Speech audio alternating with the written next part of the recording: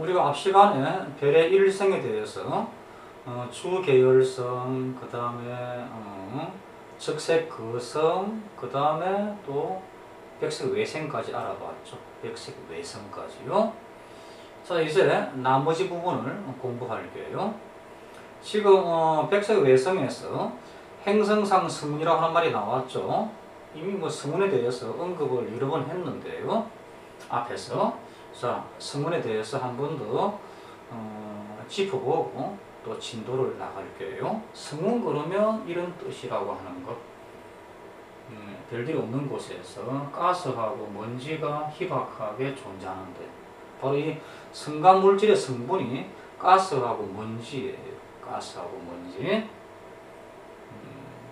가스하고 먼지가 희박하게 존재하는데, 그 중에서 가스하고 먼지가 많이 모여 있는 곳이 성운이다. 이래서 우리가 망경으로 봤을 때 뿌옇게 보이는 거죠. 뿌옇게 보이는 거.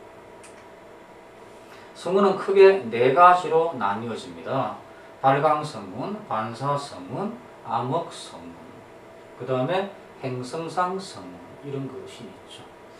발광성운은 성운 속에 별이 있어요. 그래가지고 그 별이 있으면서 그 별빛을 흡수해가지고 성운 자체가 빛을 내죠. 이게 바로 발광성운입니다. 발광성운. 발광. 반사성운은요, 주변에 별이 있고요, 그 주변에 있는 별빛을 반사해가지고 밝게 보이는 그 성운입니다. 암흑성운은 성운 뒤쪽에 별이 있어요. 근데 이제 그 성운의 짙은 가스하고 먼지 틱거리, 뒤쪽에서 오는 별빛을 막아가지고 성운 자체는 어둡게 보이고요, 주변은 아주 환하게 보이는 거, 이런 것이 바로 암흑성운이에요. 그리고 행성상 성운은 지금 우리 알아봤듯이 크기가 작고 원행이죠. 그래서 그냥 우리가 망견으로 봤을 때 마치 행성 같다 그래가지고 이름이 행성상 성운이다라는 그런 식인데요. 작고 원행 모양으로, 행성 모양으로 보이기 때문에 이름을 이렇게 붙였다라고 하는 겁니다. 여하튼 이게 바로 발광성운입니다. 이 성운 속에 별이 있죠. 그래가지고 별빛을 흡수해가지고 성운 자체가 다시 빛을 방출하고 있는 겁니다. 반사성운, 이 성운 옆쪽에 별이 있죠. 바로 그 별빛을 반사해가지고 성운이 밝게 보입니다. 반사성운. 암흑성운이죠. 성운의 뒤쪽에 있는 별빛을 막아가지고 성운은 어둡게 보이고, 하지만 그 주변은 별빛이 통과하기 때문에 그 주변부는 밝게 보이는 거고요, 성운 자체는 어둡게 보이는 거죠. 그 다음에 행성상 성운입니다. 지금 태양 정도의 질량을 가지고 있는 별의 일생은, 자, 한 번 더 볼까요? 주계열성에서, 그 다음에 적색 거성으로, 그 다음에 또 뭐죠? 백색 외성과 행성상 성운으로 이렇게 발달하죠. 지금 이게 태양이 이제 장차, 지금은 주계열성인데 태양도 앞으로 적색 거성이 된다라고 예측합니다. 그럼 이게 적색 거성이 되어버리면 지구까지 그 범위가 커져 버린다라고 그렇게 예측을 합니다. 그래서 80억 년 후에 태양은 적색 거성이 되어 800만 배로 부풀어 오른다. 그래서 지구 궤도까지 범위가 넓어지는 그러한 별이 되어버려요. 신기하죠? 네. 여기 지금 현재의 태양이 있고요. 자, 이제요, 태양보다 질량이 10배 가량인 별이 어떻게 되는가에 대해서 공부해 볼게요. 초신성 폭발이다, 이렇게 이야기를 하는데요. 이 경우는 질량이 크니까 더 많은 물질들이 모여들어 가지고 수축할 거니까 더 많은 열이 나오는 거예요.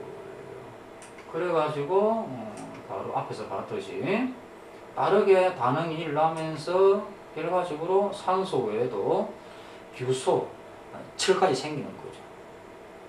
철까지요. 철까지. 이때 이제 중간 원소들이 네온, 나트륨, 마그네슘 이런 것도 포함이 돼요. 근데 뭐 이까지는 뭐 인간과학에서는 다 알 필요는 없고, 여하튼 뭐 탄소, 산소, 규소, 철 이런 것은 꼭 알아두셔야 됩니다. 그러면 이제 하여튼 이제 이렇게 핵융합 반응이 일어나고 하다가 더 이상 일어나지 않으면 어떻게 될까? 더 이상 핵융합 반응이 일어나지 않으면 어떻게 돼요? 다시 수축하는 거죠. 수축하는 겁니다. 그래가지고 철까지 만들어 나오면 다시 수축이 급격하게 진행돼 가지고 수축을 견디지 못하고 이게 터져버립니다. 폭발을 해버려요. 이때 엄청나게 밝아져 버려요. 우리는 이걸 초신성이라고 이야기를 했죠. 마치 이게 원래 별은 아닌데요. 별이 폭발하는 건데 지구에서 봤을 때는 마치 별처럼 보이는 거죠. 아주 밝아요. 은하 하나의 밝기보다 더 밝을 정도로 빛납니다. 그래서 그냥 이걸 초신성이라고 하는 이런 별 이름을 붙인 거예요. 초신성이라고. 그런데 별은 아니죠. 폭발하는 겁니다. 그래서 정확하게 말하려고 그러면 초신성 폭발이라고 이야기해야만 정확하죠. 즉 초신성처럼 보이게 하는 폭발이 일어나는 거죠. 이게 초신성입니다. 그런 다음에 서서히 어두워져 가지고 별의 일생이 마감하는 거예요. 이게 지금 초신성 폭발을 찍은 사진입니다. 대단하죠? 굉장히 밝았죠. 하나의 은하보다 더 밝은 별처럼 보이는 겁니다. 초신성, 슈퍼스타죠. 정말 슈퍼스타, 초신성. 아까 언급했듯이, 우리 앞 시간에 언급했듯이 철보다 더 무거운 원소는 바로 이 폭발할 때 생긴다라고 생각합니다. 철보다 무거운 원소도 꽤 많죠. 그것들은 바로 이때 생겼다라고 봅니다. 그러면 무거운 별의 일성을 한번 정리해 볼까요? 자, 주계열성에서 적색거성인데 일반적인 적색거성보다 훨씬 더 커요. 그래서 이걸 뭐 적색초거성 이런 말로도 자주 씁니다. 그런 다음에 폭발하는 거죠. 초신성 폭발. 그런 다음에 이 중심부가 남습니다. 바로 그 중심부가 남아가지고 중성자 별 또는 블랙홀이 된다라고 그렇게 설명을 합니다. 뭐 중성자 별이나 블랙홀에 대해서는 아직까지 뭐 정확하게 잘 알지 못하기 때문에 이까지는 뭐 상세하게 알 필요는 없고요. 대강 이렇다라고 하는 정도만 알아두시면 돼요. 자, 중성자 별은 크기는 10에서 20km에 불과하다. 너무너무 작죠. 하지만 태양의 한 2배, 3배 정도의 질량을 가지고 있고 밀도는 아주 높아. 원자핵의 밀도가 거의 같다. 내부가 중성자로 되어 있을 거라고 생각하는 그런 별입니다. 이 별을 발견했죠. 중성자 별. 이 정도로만 우리가 알아두시면 되고요. 블랙홀. 중심핵이 한 점으로까지 수축이 일어납니다. 굉장히 크기가 작은 그러한 중심부만 남아있는 거죠. 그래서 극단적인 수축을 일으켜 밀도가 무한대라고 그렇게 생각을 하고 있고 엄청난 중력으로 빛조차도 잡아 당긴다라고 생각하는 그런 겁니다. 이런 블랙홀도 지금 인정을 다 하고 있죠.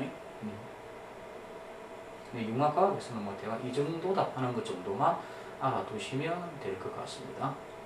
자, 여러분들 우리가 별의 일생에 대해서 공부를 해봤습니다.